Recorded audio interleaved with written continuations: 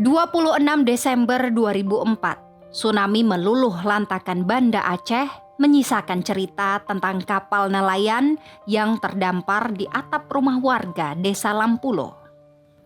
Monumen kapal di atas rumah di Desa Lampulo masih menjadi saksi bisu kedahsyatan bencana yang terjadi 2 dekade lalu. Kapal sepanjang 25 meter dan seberat 20 ton ini terseret sejauh 1 kilometer dari pelabuhan ikan saat gelombang tsunami setinggi 30 meter menghantam.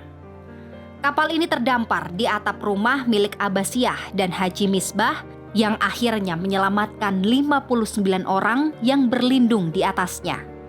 Awalnya kapal tersebut sedang diperbaiki dan belum sempat melaut.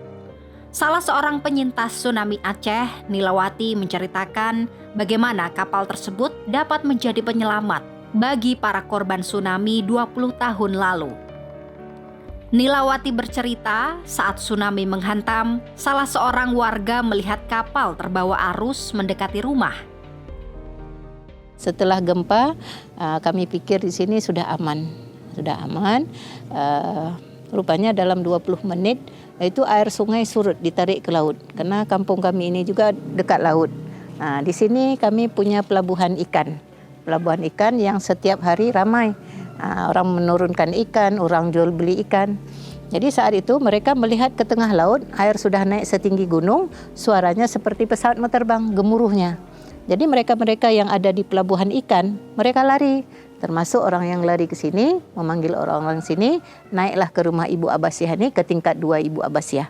Jadi di tingkat 2 itu lebih kurang ada 30 orang lah.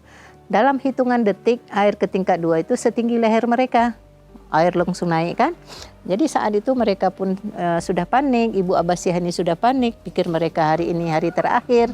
Jadi Ibu Abbasiyah ini ngomong, mungkin ke hari ini hari terakhir, kata beliau. Kita salam-salaman, minta maaf bila ada kesilapan, kesalahan kita saling memaafkan, kata beliau.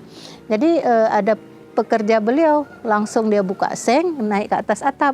Rencana mungkin yang 30 orang itu mau dinaikkan ke atas yang paling tinggi. Saat dia duduk di atas atap, dia lihatlah kapal ini. Kapal ini dihanyutkan dari belakang sana, langsung dia tabrak atap rumah Ibu Abbasiyah ini. Sudah sampai ke mana-mana berpusing-pusing, kata beliau. Saat air surut, kapal ini nyangkut lagi di sini, di rumah Ibu Abbasiyah ini. Begitu kapal ini sangkut, mereka yang 30 orang itu dipanggil, keluar, ada kapal menjemput kita. Pikir mereka kapal ini menjemput mereka, padahal kapal datang sendiri, nggak ada orang kan. Jadi 30 orang itu mereka berusaha masuklah ke dalam kapal, naik ke dalam kapal. Alhamdulillah walaupun air terus naik, mereka berhasil masuk ke dalam kapal. Sang pemilik rumah yang disinggahi kapal itu, Abbasiyah, memanggil warga untuk naik ke kapal yang akhirnya menjadi tempat perlindungan bagi mereka. Setelah air surut, tandan kelapa muda hanyut di dekat kapal, menjadi sumber makanan dan minuman para penyintas. Dengan alat-alat tukang di kapal, mereka membelah kelapa untuk bertahan hidup. Jadi saat itu sudah tengah hari lah mereka pada lapar, kehausan, kelaparan. Ada satu keajaiban katanya. Ada saat air dah mulai surut, ada satu tandan kelapa muda hanyut di samping kapal ini. Jadi mereka ambillah satu tandan kelapa muda itu 7 biji, mereka belah, mereka bagilah sikit seorang air kelapa itu. Jadi mungkin air kelapa itulah penumpang lapar mereka saat di dalam kapal. Sekitar pukul 17.00 waktu Indonesia Barat, ke-59 orang itu akhirnya turun, menyaksikan kehancuran total di sekitar mereka.